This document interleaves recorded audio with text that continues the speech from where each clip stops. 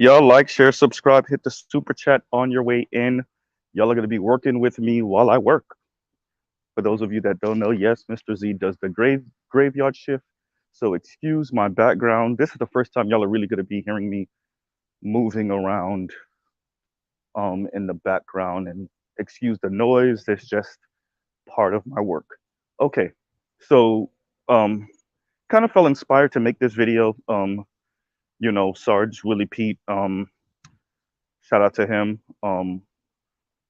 Made a video addressing Obsidian and the conversation he had with Shay Sade. I'm not going to get into that. Those are like some of the two seniors of the Black Manosphere, so I'm just going to sit back on that part of the conversation, which was really the entire conversation for the most part.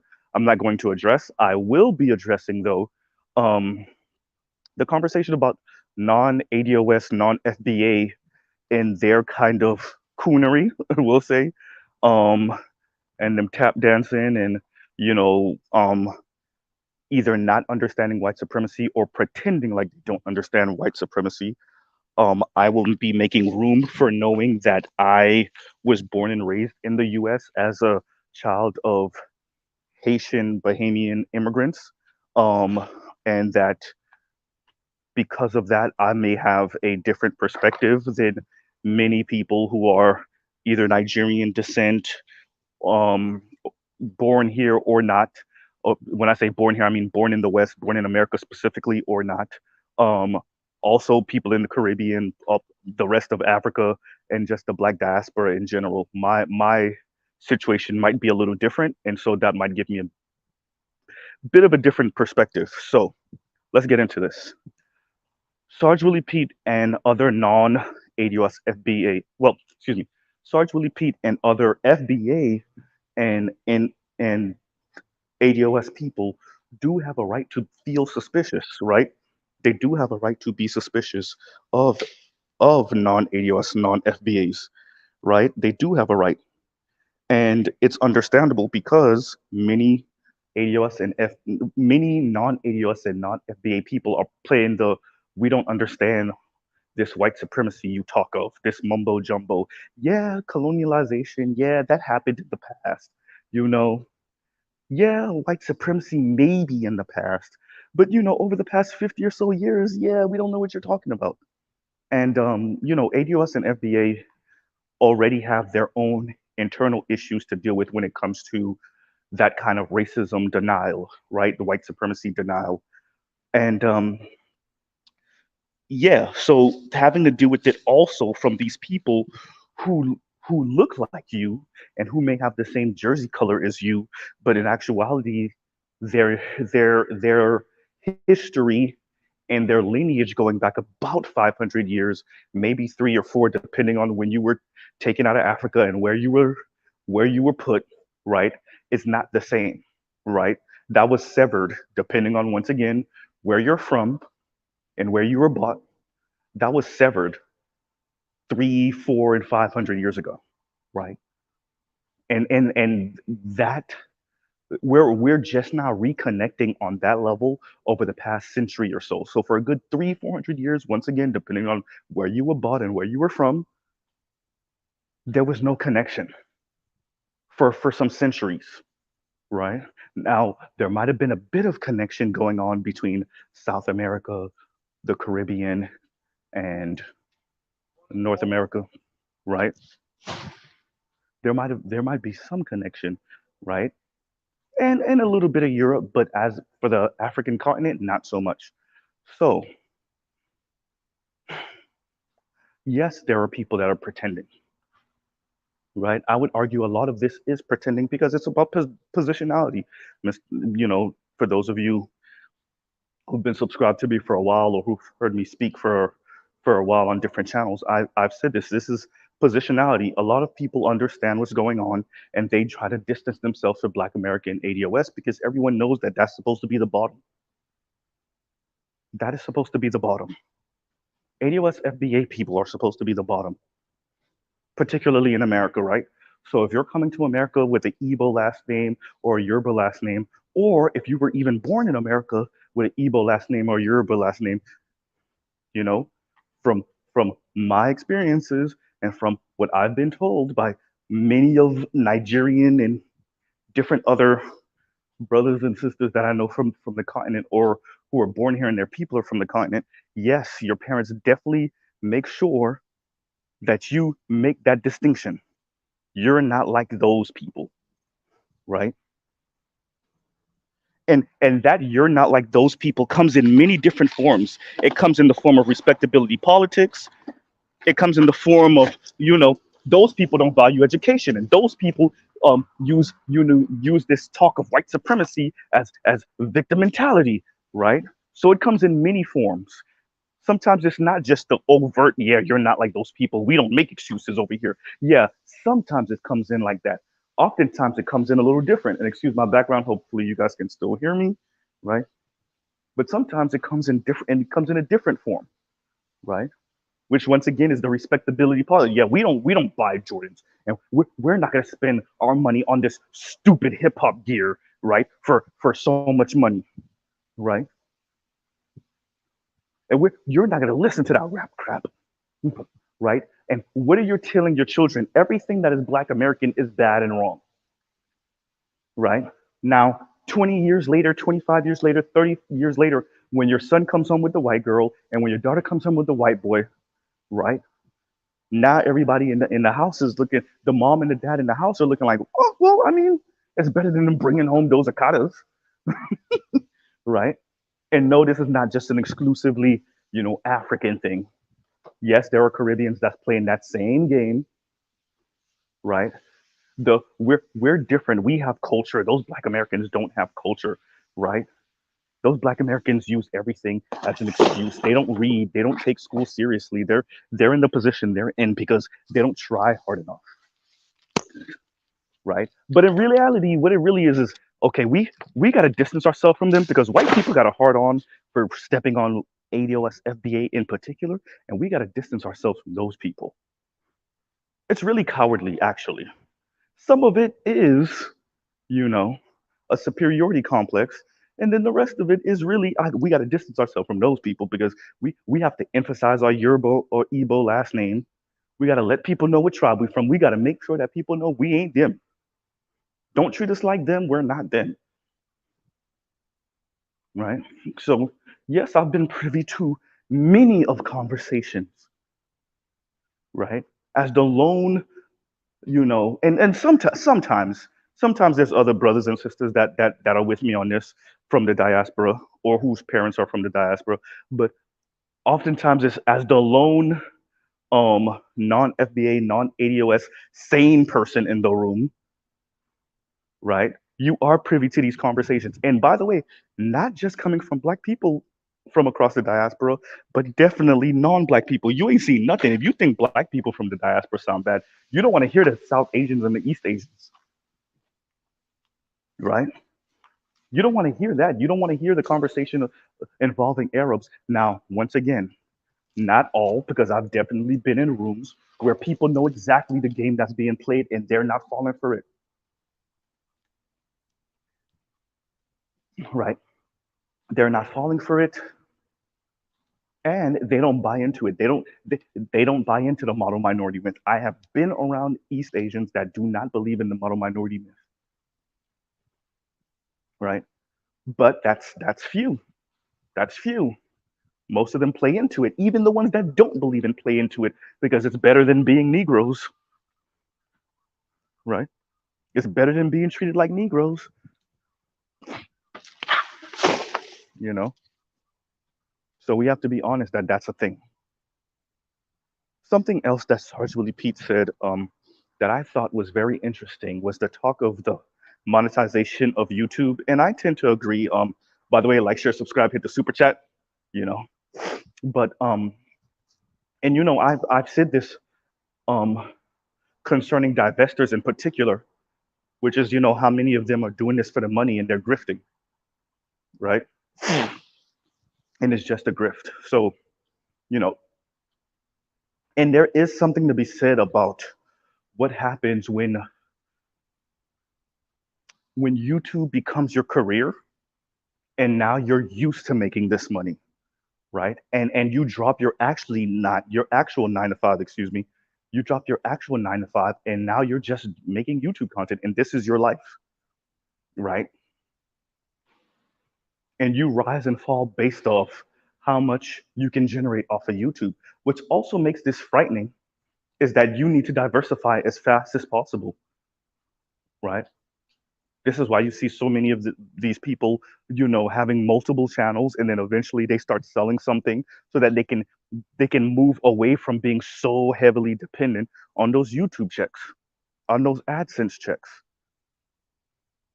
You know, Mr. Z is not at that place yet. If I ever get there, I'll let y'all know what that's like. But I am not in that place. Once again, thank you for the dollars y'all send, but I am not in that place where I can drop my 9 to 5 and live off of YouTube. And even if I was, I don't know if I would do it. That's I don't look. I do think that some of us are built for that. We're built for the the commission, right? You get what you kill. You only eat what you kill, right? Some of us are built for that. Some of us are built for this month you only made $4,000. Next month you made 8. The month after that you made 6. The month after that you made 5, and it's not consistent. And even it's not even all the way up to you and your ability. This month was great for business. Last month wasn't. Next month will not be again, right? Some of us are built for that, and then others of us are built to know and not have a guarantee, because none of this is actually guaranteed. And some of us are built for, you know what? I know I go here 5 times a week, right?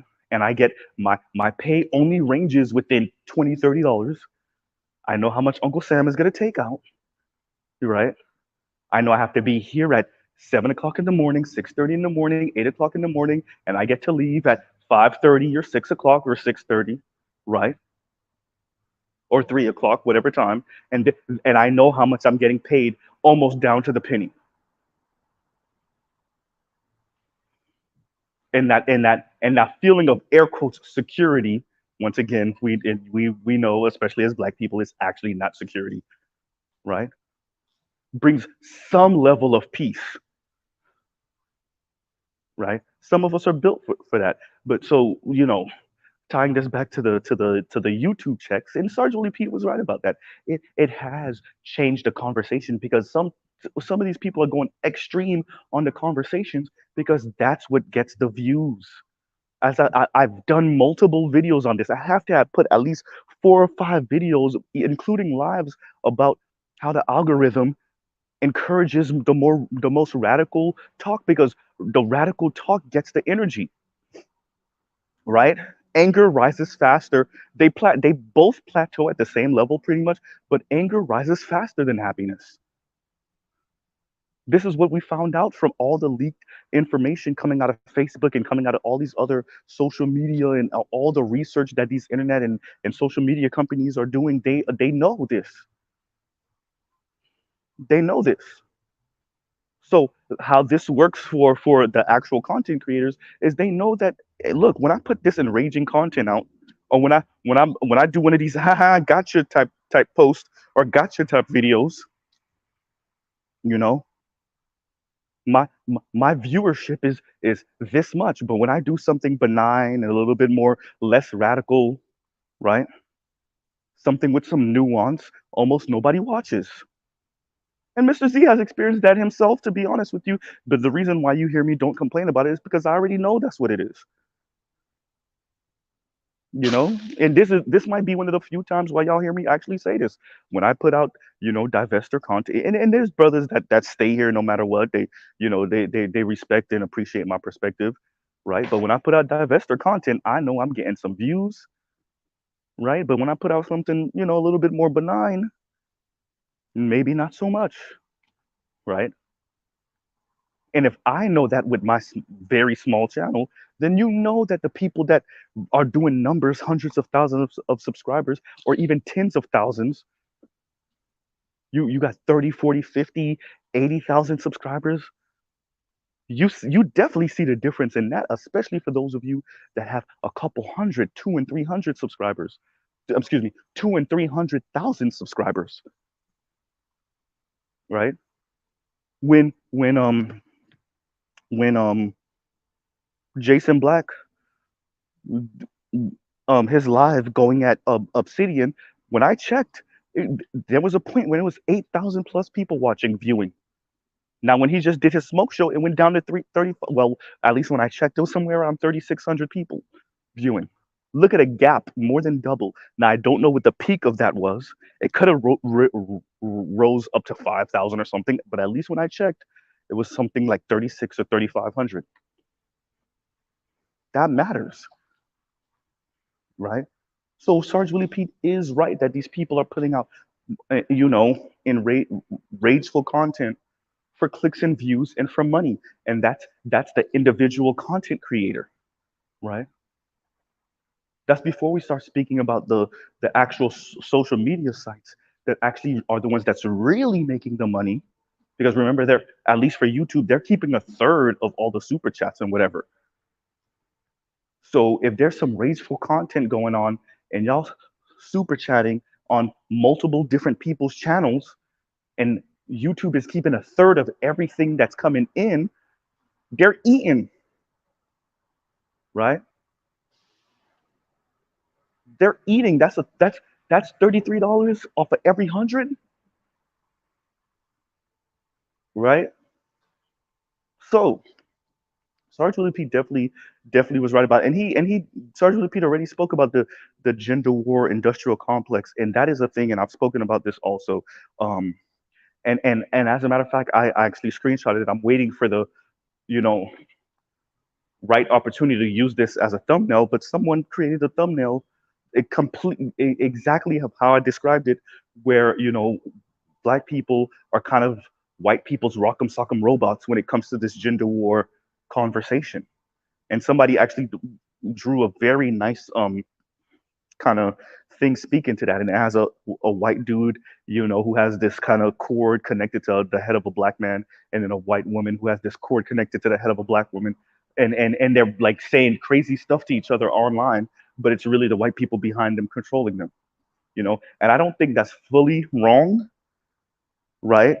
But I don't think it's fully right either. A lot of this is animated by people's actual experiences, right? A lot of this is animated by people's actual experiences and the energy they actually have for the opposite sex. But yes, that is encouraged by outside forces also, right? But I wanted to go back to this talk of you know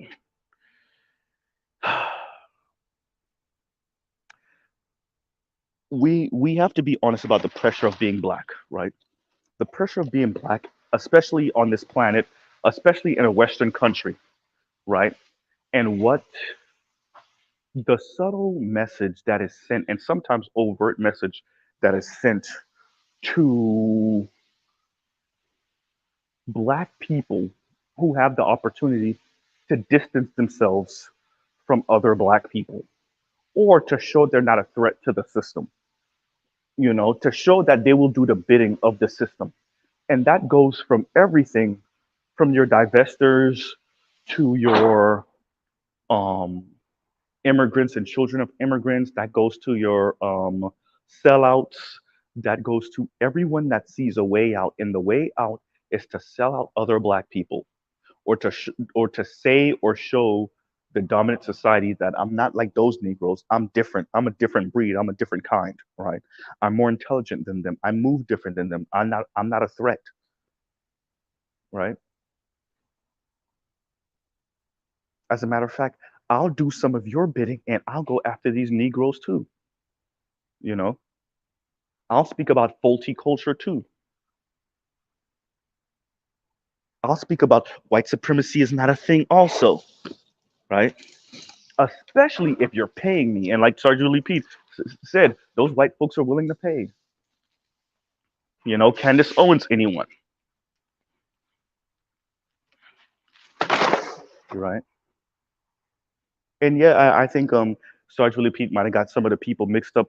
Many of the people that he thinks are not ADOS are actually ADOS, like O'Shea Duke Jackson and whatnot. That he Some of the people he thinks aren't ADOS are ADOS, even though let's say Duke Jackson may be in Africa right now. Yeah, he definitely is still a ADOS man, as he's said to us multiple times. So but that's neither here nor there. I think Sarge Willie Pete might have got that mixed up a little bit, but yeah, but he's correct about some of the goings on and non ADOS FBA spaces and some of the mentality coming from non ADOS FBA. You know, he's correct about that. Is it all of us? No. Is it most of us? That's debatable. You know, but that pressure is real, and this society does give a little leeway, right, for Black people that are willing to distance themselves from ADOS FBA, right? Especially those that are willing to do the bidding of white society and be like, well, I'm Black and I didn't experience this, and even more than you, my people just came to this country 20 years ago, 30 years ago, right? And I was accepted to all the Ivy Leagues. So what's your excuse? You know, this society definitely makes room for that. And it actually pushes that. And to be frank, some ADOS FBA also push that also, right? Either not knowing, right, unknowingly, when we share, and I'm not saying that we should stop, but when we share the memes on Instagram of the brother with the very clearly Yoruba last name or Igbo last name, right, that got accepted to all the Ivy Leagues, right? What are we saying, right?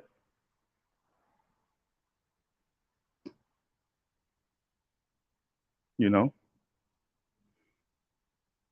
when we when we share the meme of this of the young African, Black woman or Black girl that got accepted to all the Ivy Leagues, what are we saying now? Fast forward 7 years later, and you find out she married to some white dude. Y'all don't say nothing anymore. What happened, right? What happened? When y'all see that her father said some borderline racist tribalist stuff, what happened? Some anti-Black American tribalist borderline racist stuff. What happened? And I get it. We want to feel some pride. We want to feel a win. And this person's a Black person, and we don't really investigate their politics. We're just so happy that they're getting accepted to Ivy League schools, right? At a young age. We're so happy that they're 15 years old graduating high school, 14 years old graduating high school. They got accepted to all the Ivy League schools, right? That's what we care about. We don't care about their politics. We don't even care how they see other Black people. This is our way of showing white supremacy, white society. Look, we're not dumb. You see, there's not something inherently wrong with us. You see, melanin doesn't make us dumber. You see, that's what we think we're doing, right? Meanwhile, some of the continental Africans and the white folks are making a distinction. Some of the white folks are making a distinction. Most of them don't even care to make the distinction. But some of them are, well, yeah, that person got accepted to all the Ivy Leagues, but that person's not you. That person wasn't raised in the same culture as you, and that person's clearly African descent, right? It's a bit of a difference,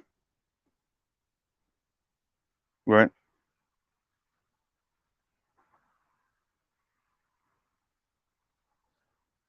You know.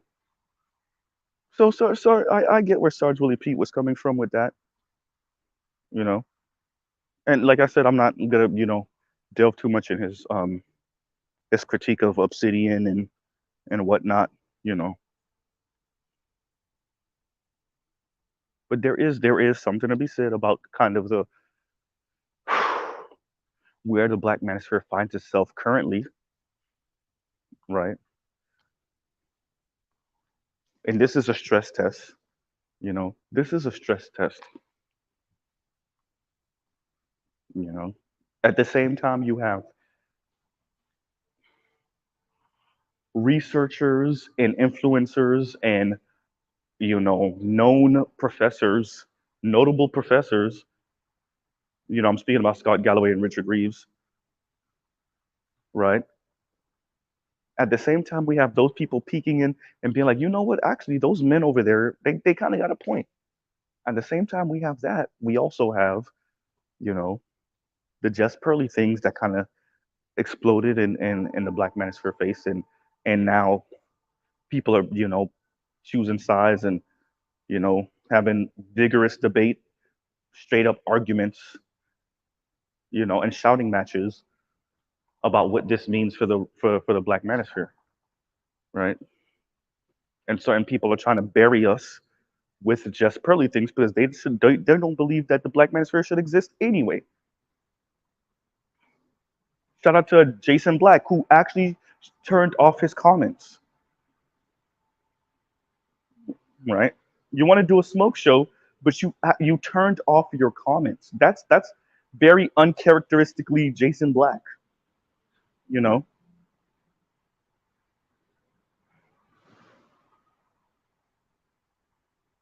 And he and flaming brothers that's coming on, and I didn't watch the whole thing, but a brother called in from New York talking about he made 55,000, and Jason in the comment section just lit the hell up, just torched him. And actually, let me touch on that a little bit, the little bit that I did watch about that. you know I'm willing to put money, my money. I'm willing to put $1,000 up if there was a way to research that the majority of Jason Black subscribers earn less than $55,000 a year, including the people that were watching that night. I'm willing to put money on it. You know what? I'll do one better. I'm willing to put money if there was a way to find out.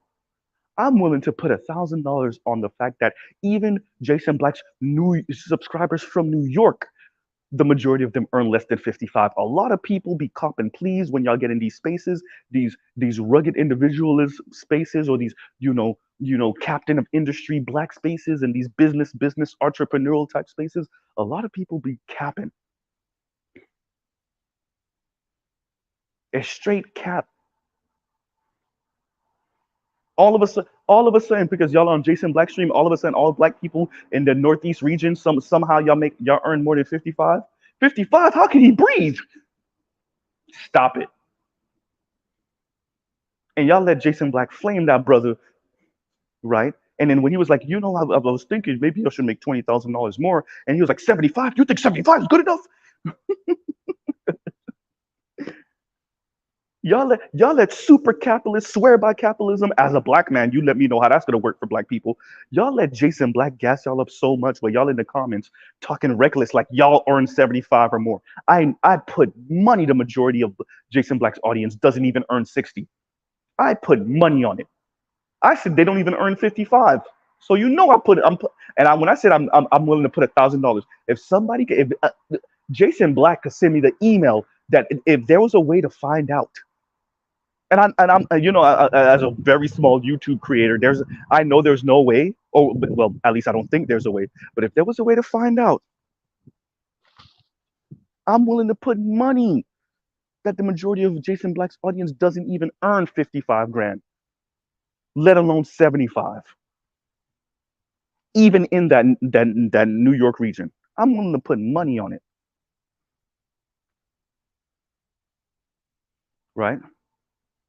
But all of a sudden, Jason Black is talking, and everybody in his comment section is copping please. How is this supposed to work, right?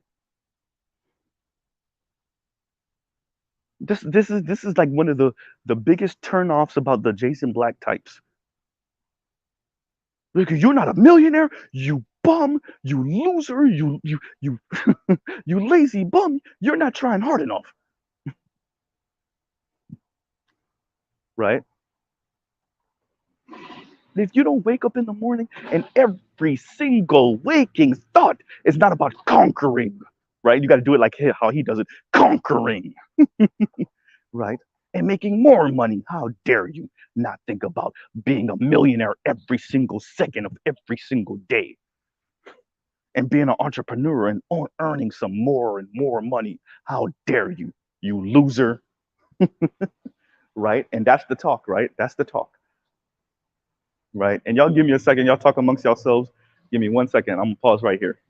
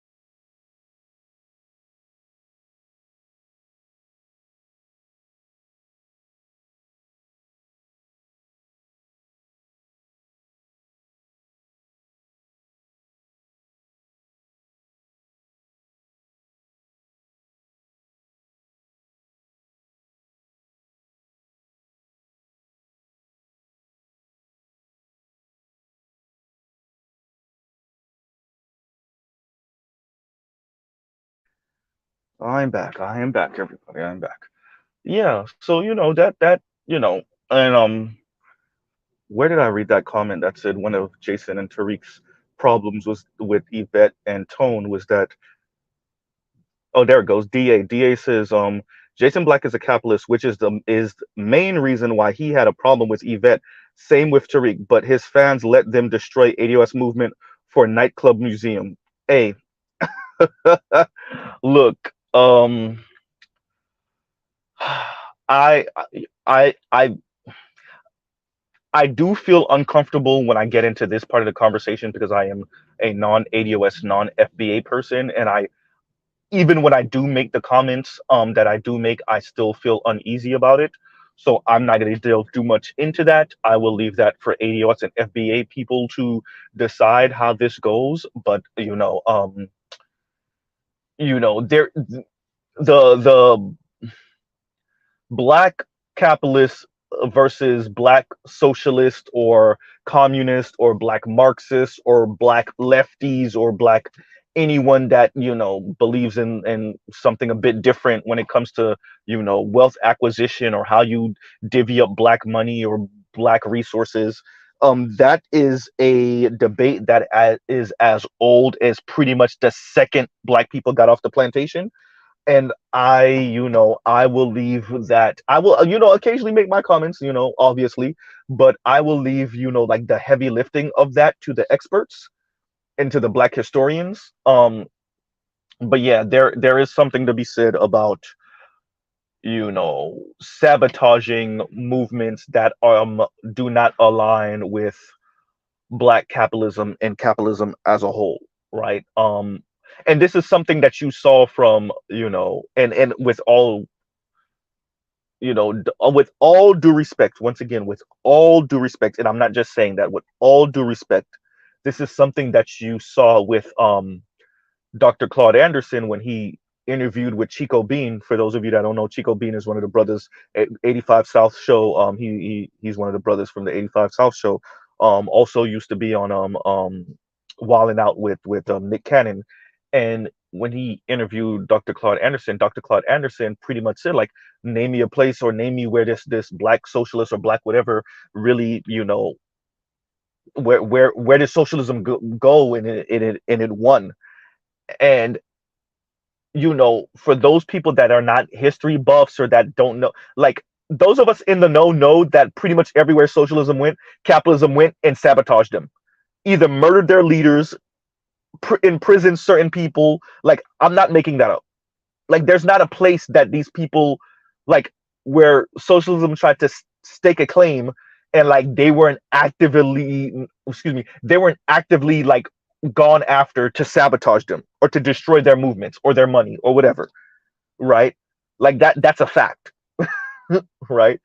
That's number one. Number two, black capitalists haven't been killed in America. You know who have been killed? Black socialists, black lefties. You know, not at the same number. If black capitalists have been killed, it's not at the same number. Everyone from Fred Hampton, you could name it. Even one of the main reasons that the Black Panthers were so heavily prosecuted is because they were radical lefties.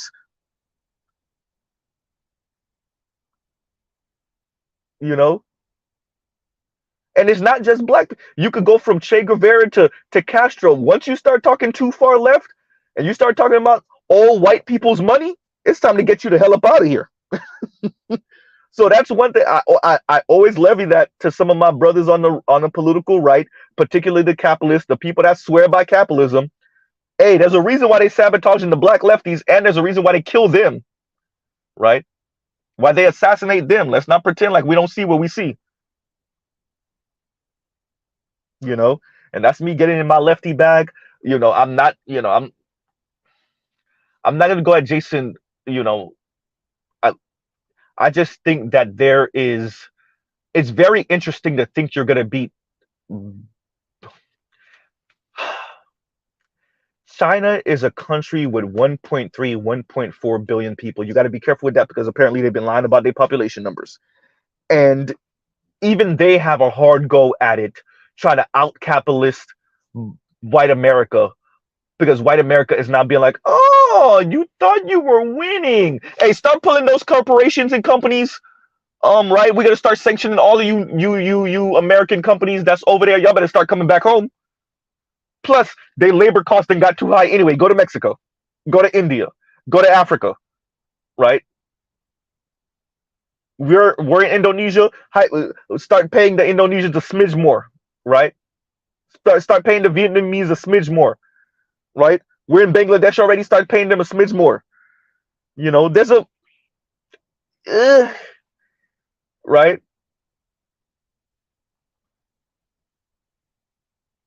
So if China finds itself in this kind of position, 40 million black Americans in America, what do you think? Huh? Vladimir Putin is talking about the white Anglo-Saxon West and their domination of the planet, particularly through finance, military definitely, but through finance also. Right?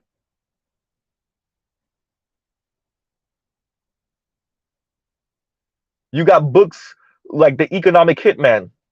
And if they were doing that overseas, what you think they were doing here?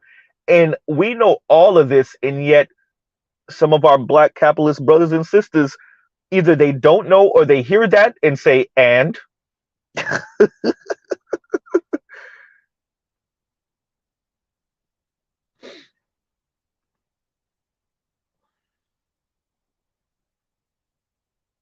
and this is a really good question, and I'm gonna have to think about that a bit more. And Trell says China managed their economy to be part of the global markets, right? Could we have a black managed economy? Have black people tried that before, and how did that turn out? And could there's a because you don't want to kill black people's hope and motivation, but I think these kind of very overt, steps for black solidarity, um, even when it comes to our politics, when it comes to, air quotes, black economy, um, I don't think the dominant society wants that. And I think we know that. And I think they actively go about talking like, see, what about the black dollar? Y'all spend your money on Jordans and Weave, and that's why y'all don't have anything. Why they actively like go at black people who spend money with other black people, who donate money to other black people, who don't talk crap about other black people, who actually are making the moves. I'm thinking about a certain black billionaire at this moment in time. Y'all know who I'm talking about. Um, you know, it's Trell, I think you already know the answer to that, and I do too. Right?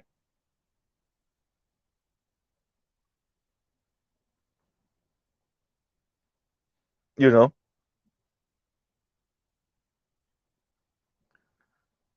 Ed said, ain't that nigga of Haitian descent himself? I don't know. I don't know. Are we talking about Jason Black? Right?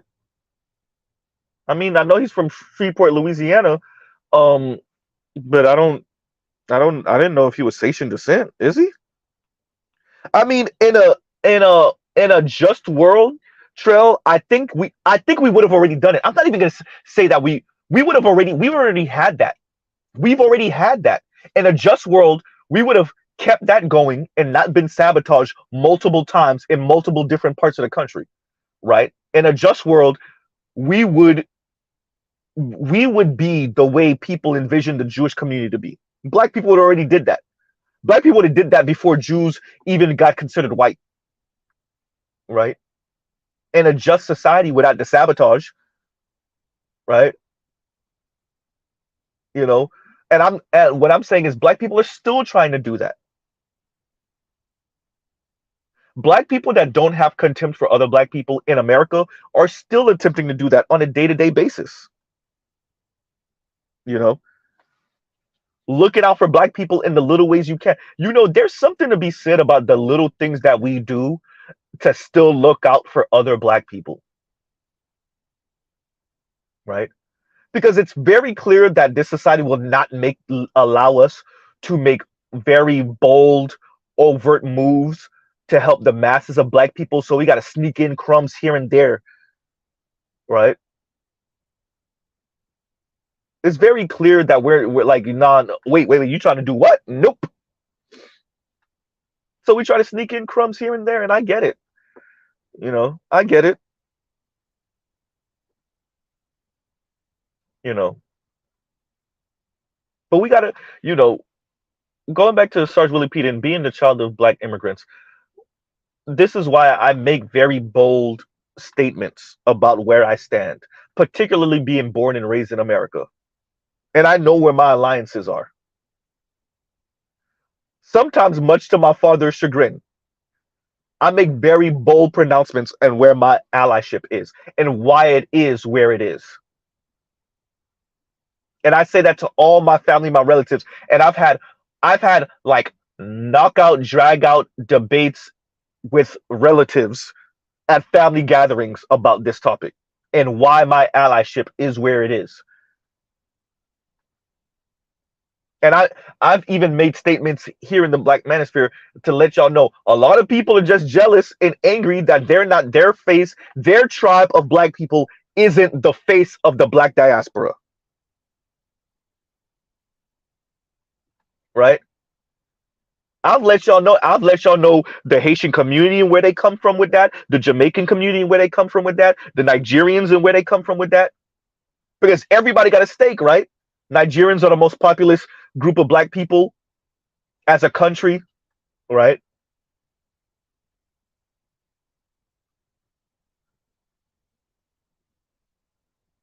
And in America, they have the most PhDs per capita, so they think they should be the face. Meanwhile, they don't have no real black consciousness. That's why you can't be the face. Plus, y'all tribal as hell. That's why y'all can't be the face. Sorry.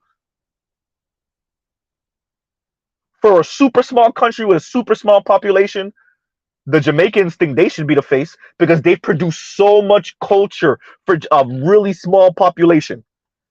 Still can't be the face. Right? Half the country's on some super pro-black stuff. The other half of the country think you could seed off the world, and that's how you'll make the world black. Just by piping every non-black woman on the planet.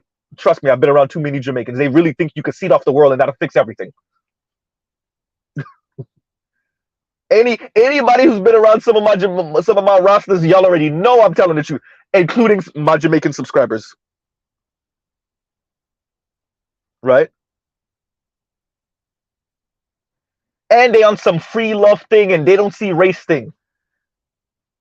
Not the pro-black Jamaicans. The other Jamaicans, oh yeah, they really on some free love thing, and this race thing is, I don't really know, and they play all whimsical with it. Nope, that's why you can't be the face. And quite frankly, as Haitian descent, we just too poor.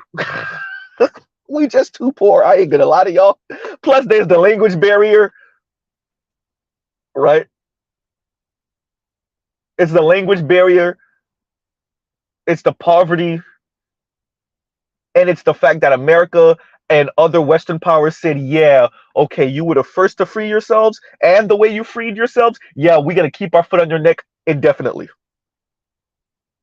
We can never let you get money. We can never let you be an example of anything positive outside of this one thing. Right?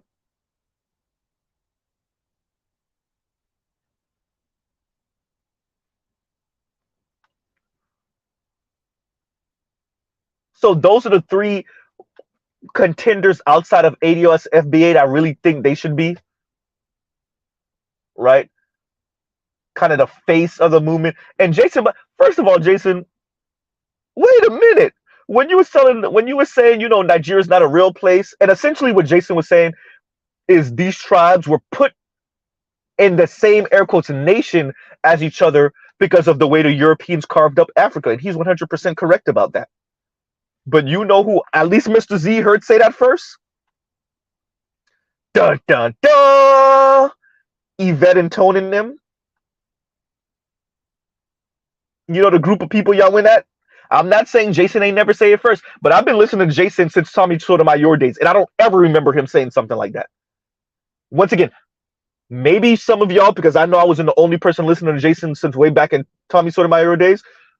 Maybe one of my subscribers or those that's gonna listen to this later on, maybe y'all could correct me if I'm wrong, right? Maybe somebody could correct me if I'm wrong.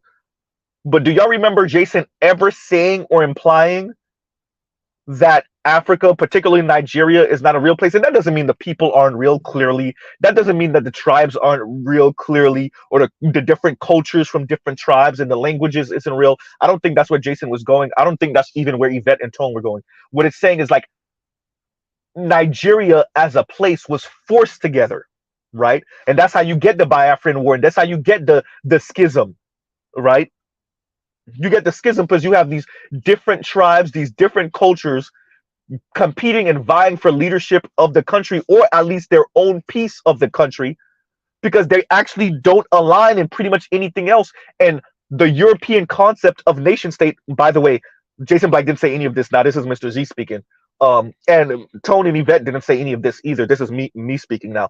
The European concept of nation state was thrusted and forced upon a bunch of people around the world that didn't have that concept, and quite frankly, many of them didn't want that.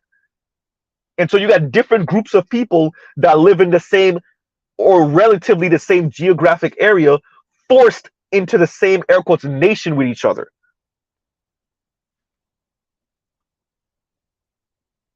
Right? And all the schism that has ensued since. Not to mention the European colonizing powers that encouraged and instigated the infighting. Right?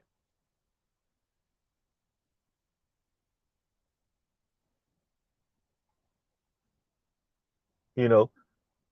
And speaking about Jason, for Jason to bring up how Japan was forced open, you know, and this is something we, for those of us, once again, amateur historians or some of us that in the know, we know, right? And him to bring up Hawaii.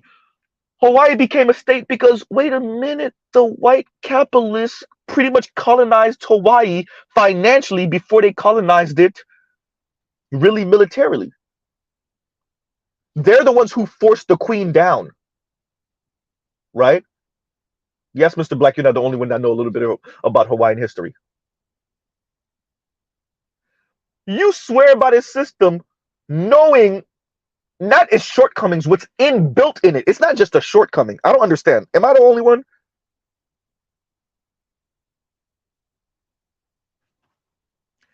And Edward Anderson says, and y'all like, share, subscribe, hit the super chat. And Ed says they act. I know you meant they act like Obsidian is the effing emperor of this space. Yeah, because they want to bury us with what Obsidian is, on right now, and what he's, kind of the antics of Obsidian. They want to bury us with that.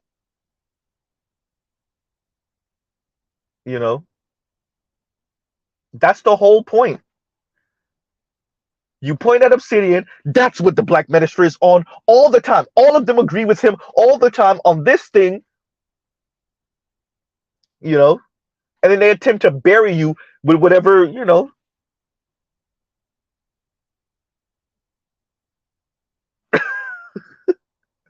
Okay, I haven't watched and that's why I haven't made a review or anything like that. I haven't watched the Obsidian and Shay Sade interview yet, right?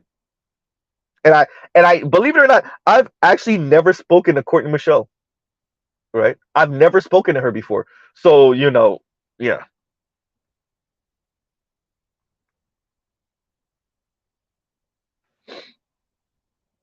So yeah, I'll let's see, but yeah, this thing. And by the way, don't allow for the division to really get that serious. I know it exists already, and I'm kind of speaking like like the shit ain't there yet, and excuse my background, right? But let's not act like what we don't see what we see. We see what we see, and I want to be very clear. I will not allow Jason Black and other naysayers to further divide what we are already. And the reason why I'm saying that is because I think this is a goal, right? So you instigate the infighting, right? Hegelian dialectic, Problem, reaction, solution. You wanted an outcome anyway. You found it with the just pearly things thing, and then you knew that there would be some of us in the black manosphere that like, yeah, we ain't rocking with the white girl, and there would be others of us that's be like, yes, right? Yeah, we may not be rocking with her, but yeah, she's using the rhetoric we want to use, and you knew that would cause a split, and so you encourage that that, which is funny because we're didn't you just make a video speaking about that, Mr. Black?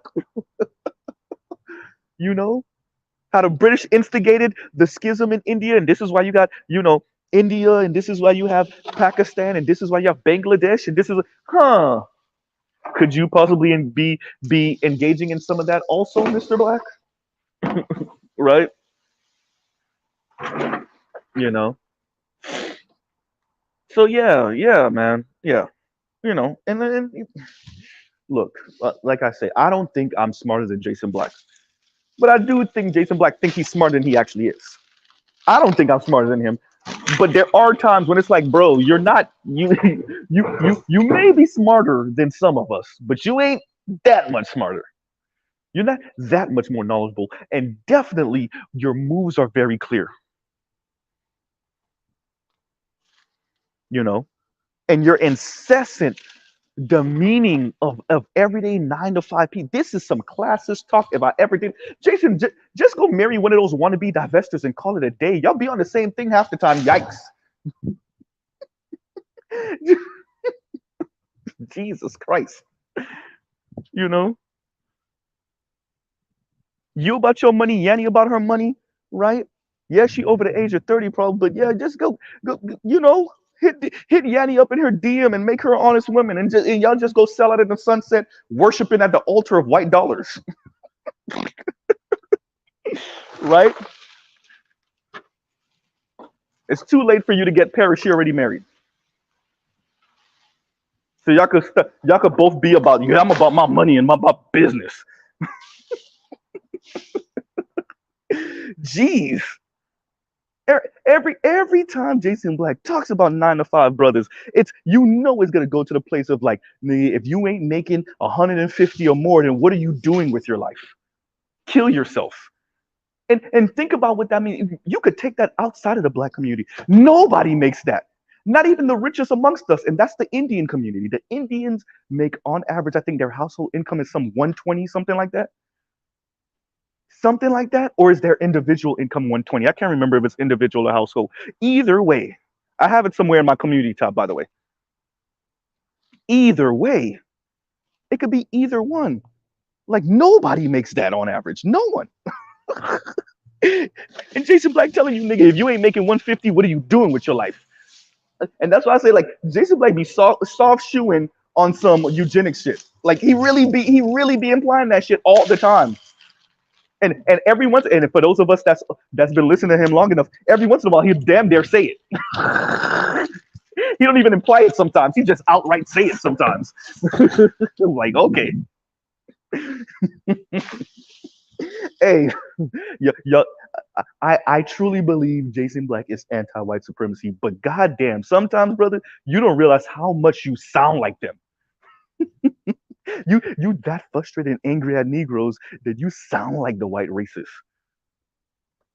And I might have to work with Compassion and Callous so that we could do a montage of these Negroes saying some ish and then play some Jared Taylor or some Richard Spencer and be like, Negro, you said the same thing he said. For real. Yeah, but stop. Right.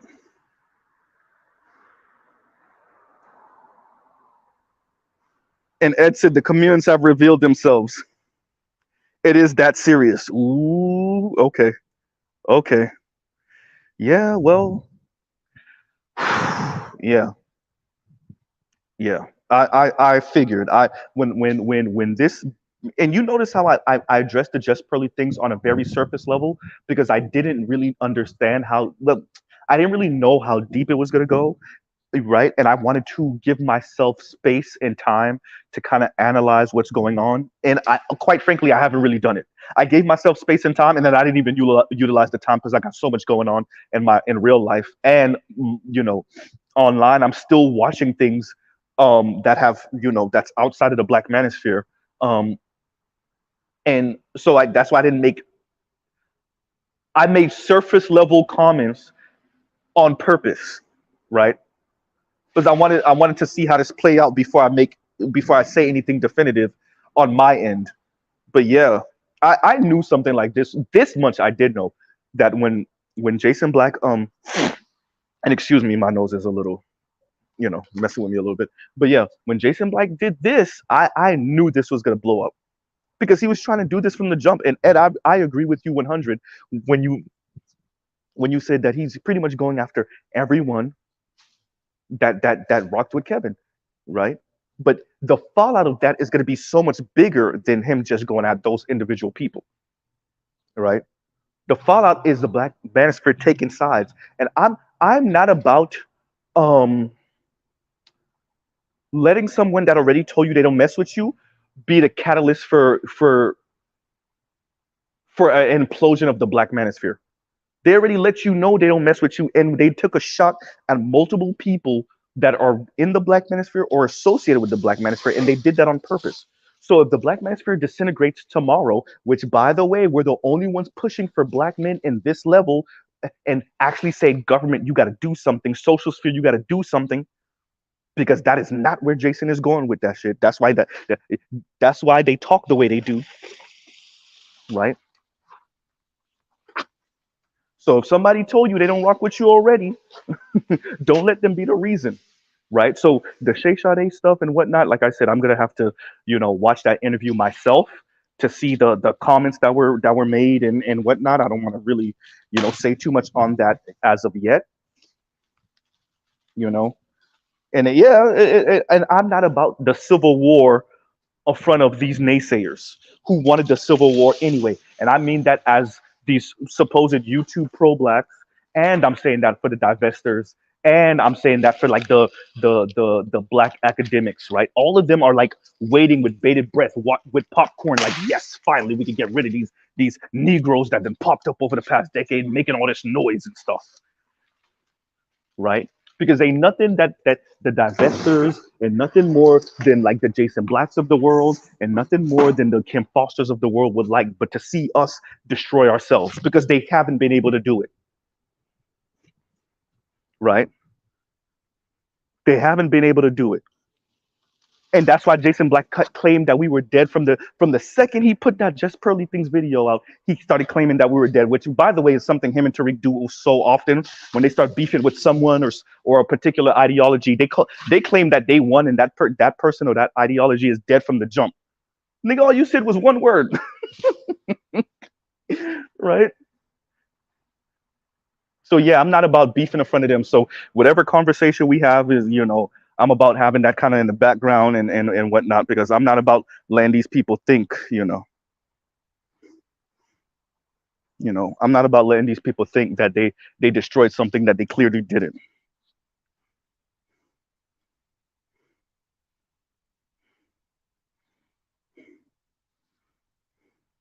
And DA says Kevin was encouraging young black men to work full-time jobs. He was no different in that aspect than Jason Black. Yeah. Well, Kevin did talk about 60-hour work weeks and whatnot, but that's not good enough for Jason. you know. And yes, Kevin talked about six-figure guys and near six-figure guys. Yes, absolutely. Both of them kind of talk about that. But no. Jason is telling you now, if you're not earning at least 150, then what are you doing? And by the way, for that 150 is just to have a relationship. For every child, you damn near got to put 100 on it, 100,000 on it, right? And I want y'all to understand, Jason Black comes from a long line of that type of rhetoric. And you wonder why your sons are acting the way they are. Jason Black comes from a long line of, nigga, what are you doing? You ain't making six figures. Why are you alive? Die, move out the way so we can produce another man that'll make six figures. Right? And excuse my background. Y'all know I'm at work right now. But yeah. Talking about that. Like, share, subscribe, hit the super chat. But yeah, so that and I just don't know how this works, right? I think that rhetoric sounds encouraging and it sounds motivational to some, right? To some, right? But like I was saying, and I noticed because I played the replay and I kind of left Ed out there. My apologies, Ed. I didn't realize that when I was on BGS stream the other night, I was the one who made the comment about the Jason Black's kind of move trying to move average to $150,000 a year, and I think BGS responded to that. But I was getting ready for work, so I didn't. I didn't. I didn't realize that he responded to that, and like I kind of left Ed out there to kind of explain what I said. My bad, Ed. But yeah. So what I was saying is like, if if if if you need to make 150 now, and 150 becomes the new average, then that just means that that's the new average. These women have contempt for average in the first place. It don't matter where the bar for average is. They want to be elite in the society, right? So you can move the bar to 150 all you want. When 150, and it don't even got to be average. When 150 becomes close to average, then they'll have a problem with it, right? These women, you could talk to these women about men that earn 60, $65,000 a year, and they got a problem with that, and that's above average, right? Because they don't want nowhere near. They want extravagant and elite. That's why I made sure to tell everyone they don't even want the white woman's life. They want the rich white woman's life, the upper middle class white woman's life. They don't want the white woman's life because the white woman lives like Roseanne. The average white woman is Roseanne. For those of us that remember the show Roseanne, or now the Connors, right? Ever since the Roseanne debacle a few years ago. Yeah. They don't want that life. They don't want Peg Bundy's life.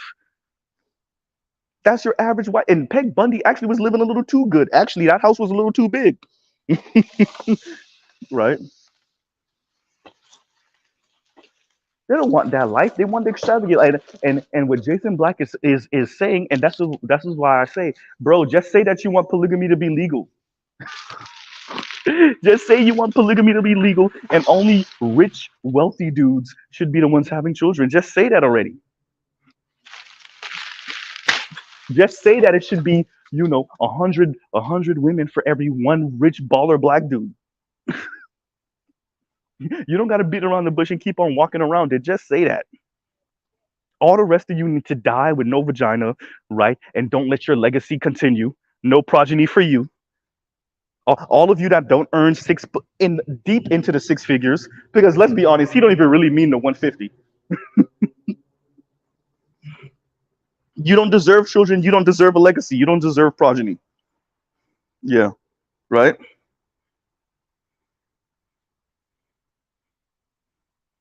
And Dia says Jason supports side chicks. I mean, yeah, I've heard the comments, and sometimes it's just, and sometimes it's in jest. But let's be honest, yeah, no, he really do believe that. Why wouldn't you want to be my side chick? I'm a baller. All that talk I do of principles, I don't actually mean it really. Look, man, I'm not gonna keep on going in on Jason. I didn't call into his smoke show, and nor would I. That's a straight setup. Shout out to all of you that think you're gonna catch Jason up on his own show. Right? Shout out. You see what he did with what's her face, right? Shout out to all of you who think you're gonna catch Jason up on his own show. It's not happening, right? I've been listening to Jason for a very long time. The brother is not gonna let nobody out talk him, outthink it. And even if you outmaneuver Jason, trust me, that brother is good enough to reverse that on you, especially in front of his audience, and then lock the comments down afterwards so that nobody gets to see what the comments was looking like if you did outmaneuver him on a point. Shit, y'all don't know the Jason I know, at least online. Shit, you know.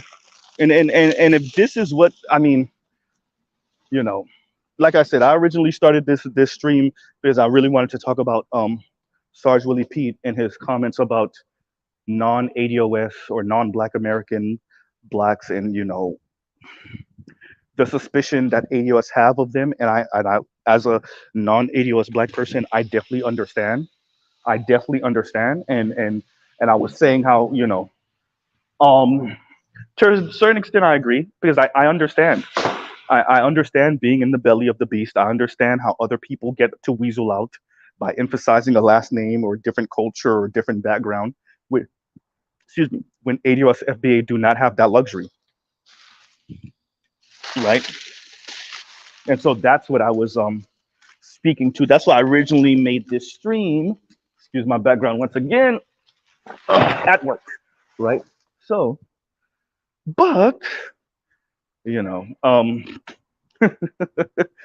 and then we start speaking about Jason, the Black Authority, and this once again kind of tying into this Just Pearly things. I really don't want to talk about this Just Pearly things anymore. This is 2 weeks, people. 2 weeks. God, I don't like giving white women. I don't give white women this energy in real life. I don't.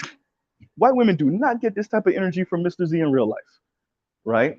That doesn't mean I'm an a-hole. That, for those of you that remember me talking to I think her name was Laura, Shay Sade's homegirl, the white woman. Yeah. So y'all heard that. Y'all heard me giggling up with her. But like outside, I don't be giving white women this type of energy in real life. I'm cordial, right? I know how to smile. I know how to show some teeth sometimes. Yeah, but like I don't give white women this. I'm not gonna keep. I'm not gonna talk about Pearl every other video, right? Plus, to me, the devil looks like Nicole Kidman. I've said it multiple times, right? Like, I don't know if y'all ever heard me say that before. People in my real life have heard me say that. I think if there's a devil, I don't think the devil's a white man. I think the devil's a white woman. And I think the devil looks like Nicole Kidman. And shout out to Nicole Kidman. I'm not calling you the devil. I'm just saying, if there is a devil, motherfucker look like you. And I don't know. I've been thinking that since I was a child. I don't know where I got it from.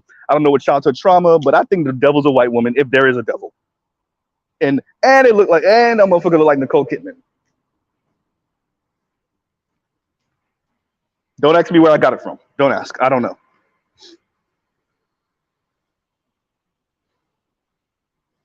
Right.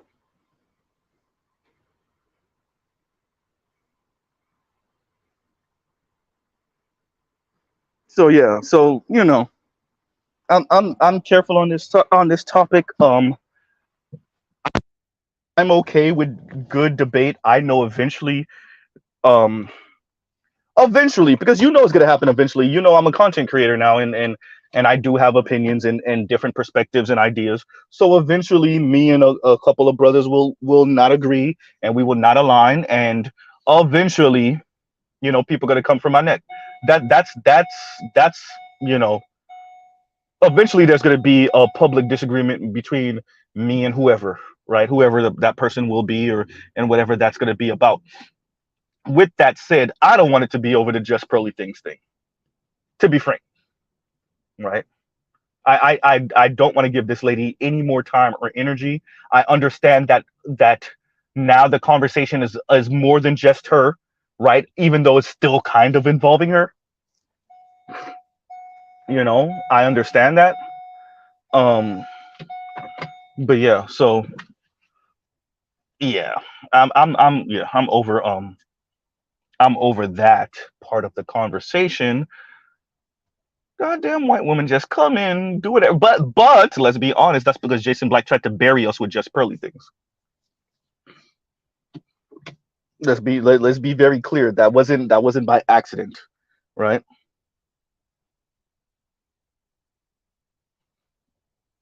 Wrong comment. Sorry, Earth. And Ed says BGS gonna drop a hammer, right? Yeah, yeah, yeah. I think this one, for the most part, I'm gonna sit it out, right? For the most part, I'm gonna sit it out. But you know, I think I've said as much as I can say.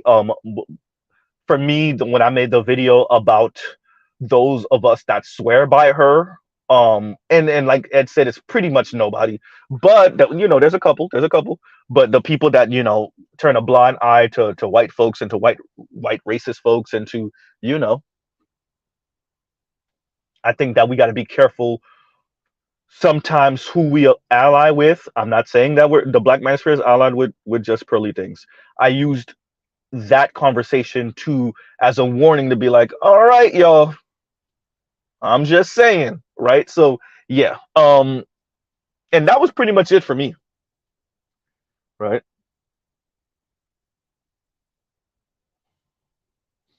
You know, that's a but once again, and Ed said I'm not gonna forget this ish. And he says effed up my homepage. A lot of folks have revealed themselves. Look, I agree, but I mean, I, I I don't know if this is the time to be talking about tap dancers and whatnot, but like, Ed, what did you expect? Half of us don't actually like being black. We have more contempt for other black people than we have for white racists and other non-black people that use anti-black rhetoric. We some of us actually tacitly agree with divestors when it comes to this shit because divestors make the same type of argument, right? Divestors' argument is that black men don't got no money, black men don't got no status. Why get down with black men anyway? So like some black men in the black manosphere agree with that, right? When you listen to some of the brothers that supposedly in the black manosphere or associated with the black manosphere, I will leave these people nameless, right? I will leave, and I'm not even gonna say nameless because the brother nameless, right? I'm gonna leave these people without a. I'm not gonna give them their title, but yeah, we know what it is, right?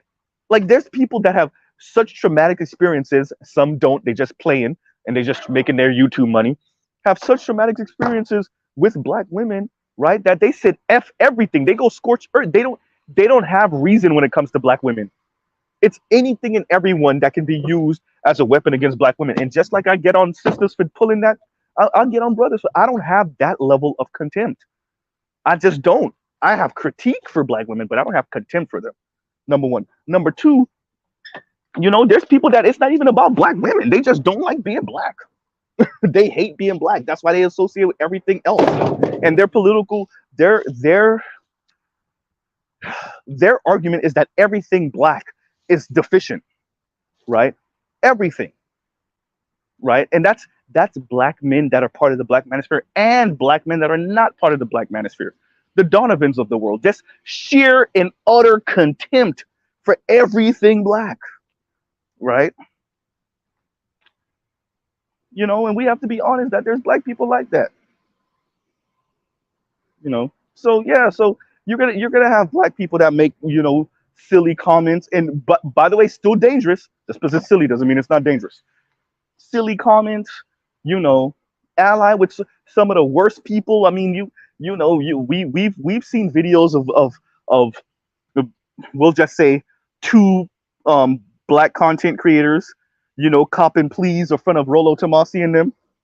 I don't believe that racism is this and this and that and da da da da da. Okay, all right. You know, I'm sorry, I'm not allying with and my concept of masculinity and manhood is not one of which that I go the complete opposite extreme, right? So there's being part of the black manosphere, we understand how black women weaponize their air quotes victimhood, right, against black men and use that against black men, right? And so some of us have a real contempt for victim mentality. I'm not gonna go all the way extreme to the other side, and a person can I can get jumped and be like, no, I'm not a victim. I can get hit by a car, no, I'm not a victim, right? Be in the afterlife after I get murdered. No, I'm not a victim. Now, y'all, some brothers is taking this way too far because now they want to be on some white version of masculinity and manhood. And by the way, white men don't even really believe that. They just sell you on that shit, right? Where you're never a victim of anything. Meanwhile, remember, these are the same people that's complaining about getting divorce graped, right? Graped in divorce court, right? But they don't want to hear nothing about actually being a victim of history, right? They don't want to be. They don't want to hear none of that. So what I'm saying that to say there are black men that are adopting that too, right? And I can't rock with those people because they bastardize history. They lie by omission. They straight up lie. right? And they ally with some of the most unsavory elements of the white manosphere as a black person. And I just can't get down with some of you who kind of allow white racist dudes to get their little one liners off about black people, or even worse, you get off the one liner for them. I can't ally with that. No, can't do it. Sorry. Right. So yeah. So when Ed says people have shown their hands, yeah, yeah, right. And Ed said, who do we claim that does that? I think the best way to say it, I don't think that, at least the side of the black manosphere that I occupy, I don't think we claim anybody that does that. Right. But I do think that there are people that say that we should ally with two people that do that. Right. I'll say that. I think you because you made a comment and I addressed it. Right. You made a comment and I addressed it. So yeah, there's two people that they're not part of the black manosphere, at least not that I know of, but they are black, right? And I've seen them do that, and I'm not going down with that. I'm not allying with that, you know.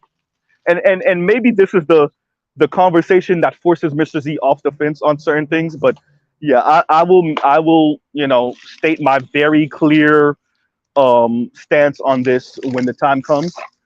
But yeah.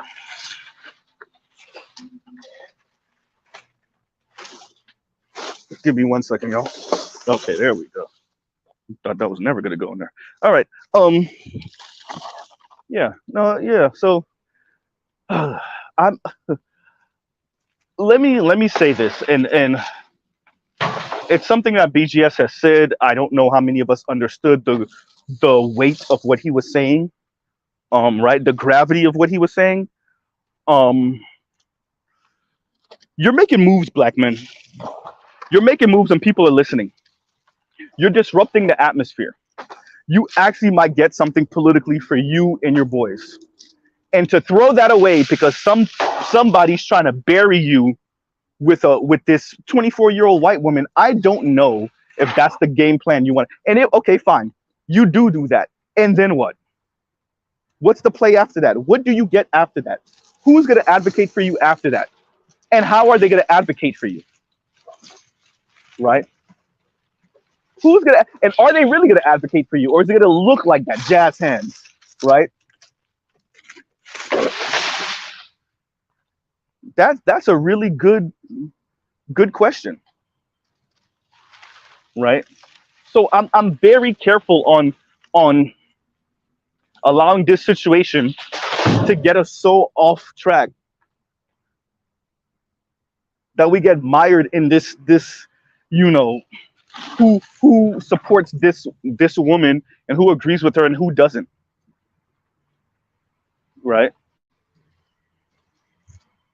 But yeah, I think Ed is right. I think certain people have shown their hands, and I'm gonna, I guess that's my job for the next few days is to kind of go around watching different people's interviews and content, so I could get a better understanding of where the line is and where the line in the sand is, right? So yeah, because I think that yeah, this thing really blew up. But I'm not about destroying the black manosphere because Jason Black is trying to bury us with just pearly things. I'm just gonna be honest with y'all. I'm not gonna let Jason Black bury the black manosphere because he thinks he has a better solution, which is what? Become a six-figure man, beginning end. Like I said, Jason, it didn't work for you. Last time I checked, you ain't married and you have no children. Talking about, oh, by the way, Ed, he actually did say it. Jason actually did say the army. Where did Kevin produce an army of six-figure, or no, he didn't say six-figure, of millionaire men? Where's the army? It's been a year since he died, or something like that. And where's the army of these high-value men? And when he said that, I was like, aha, there we go. Once again, this whimsical talk of uber baller dudes that'll be so many. And I sit it because I knew that's what he was on. Uber baller dude. If we had an army of uber baller dudes, then women wouldn't have a choice but to get down with your program, because everywhere they would go would be uber baller dudes, and we would be captains of industry, and then we could show those racist white people, right? Because we could take over their institutions. Yeah, that's it. Or better yet, create our own without sabotage. Shout out to China, right?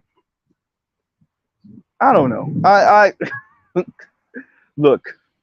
It when you hear stuff like that, it's hard to combat that without sounding defeatist, because I'm not, right? I'm actually not,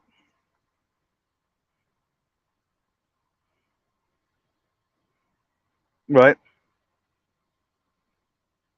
I'm not nearly as much of a defeatist as people take me as. I was actually talking to my girl about this today, or yesterday, better yet, at this point. Um, my issue is people weaponizing um feel good, motivational, inspiring language, and inspiring stories against the black community, right? Weaponizing the millionaires against the black community. Look, Oprah did it. Jordan did it, right? Weaponizing them against the black. I really detest that. So it's not that I'm necessarily actually a defeatist. I just take a different stance because I'm tired of all this fake positive story language and stories that's shoved on black people as a way to say, you can do it too. Don't worry about the system being rigged. Clearly it's not rigged enough to block Oprah, right? Right? So clearly it's not rigged enough to block Neil deGrasse Tyson, right? Clearly it's not rigged enough to block Barack Obama or Kamala Harris, right? It's not that rigged. Robert Smith, ooh, I don't know if y'all want to use that example anymore. I don't know if that's the example you want, because a decade ago it was clearly it's not rigged enough to block Bill Cosby. You don't want to use that example anymore now, do you? Right?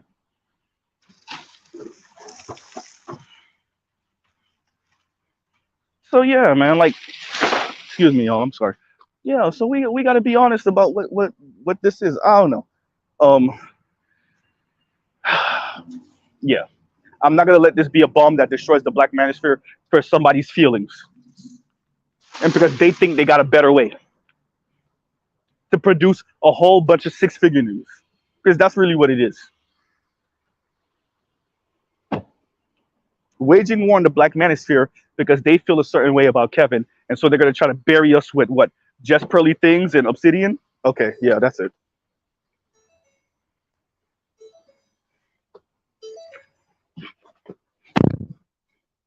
Gonna try to bury us with just pearly things and obsidian because of the way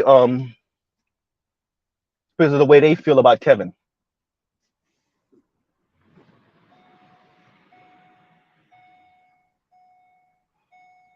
Essentially saying that we swear by this white woman. Meanwhile, you swear by economic system that hasn't done right by black people yet. Yikes. Huh? You think you're gonna outcapitalist the white folks. They don't even believe in it as much as you think they do. Hey, all right. You're that person that loses at a game that wasn't meant for them anyway, but they swear by it because their ego and their pride is now wrapped up in beating the person who created the game at the person's game, and then they're willing to destroy heaven and hell to be like, you see, I could beat you at your own game. Yeah. And for the people that's supposedly supposed to be on my team, if you don't align with me, right? What did George W. Bush say? If you're not with us, you're with the terrorist. Yeah, that's it. If you're not with us, you're with the terrorist. And I hear a whole lot of that being implied, suggested, and just outright said, honestly. I hear a whole lot of that being implied, suggested. Okay, there we go. Outright said, you know. And I don't know. I mean, I don't know if you want to call her bluff like that. You know, because we're the brothers over here are frustrated, bro. Because the brothers like Mr. Black come with this every single time, right? They come with this every single time. Either you're with me or you're with the terrorists, and they imply it, suggest it, and now they're just pretty much outright saying it.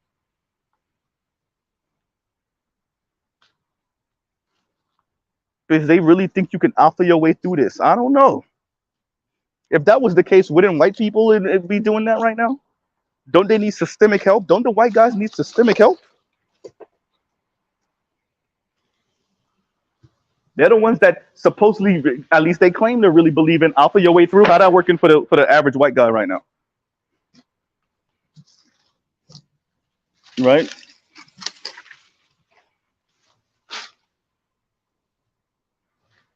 That was Sarge Willie Pete whole couple of videos, a few videos, a few weeks ago, 2-3 weeks ago. That was the whole point of the series that he was doing on these old white guys who the boomer white men who took all the opportunities off the table, and now they're pretty much telling their sons to alpha your way through.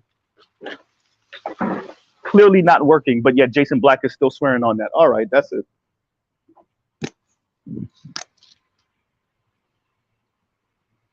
Right.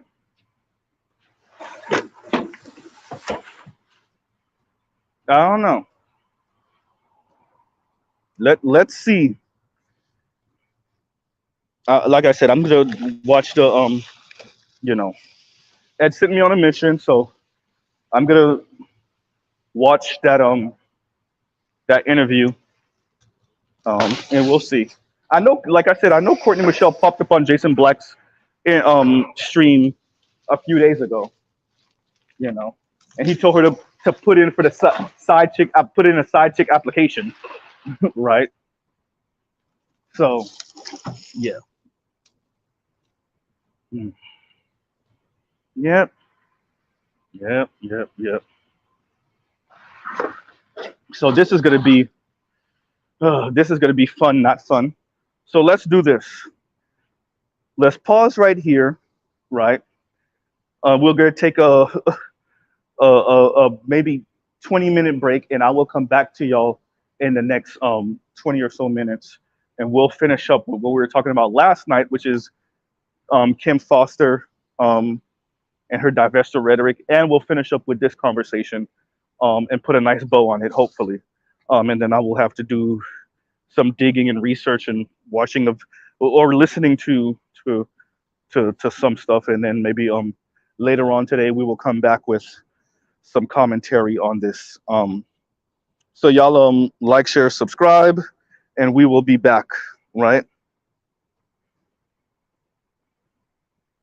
Yeah.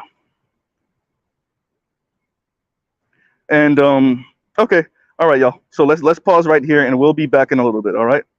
And yeah, let me actually, I'll start listening in to that interview now, and then I'll finish it after. Okay. So I'll pause right here. Love, peace, and chicken grease. Y'all go check out other Black Manosphere content, at least for the next 20 minutes, and other non-Manosphere content. And we'll pause right here, and we'll be back in a little bit. Okay. All right. Mr. Z out.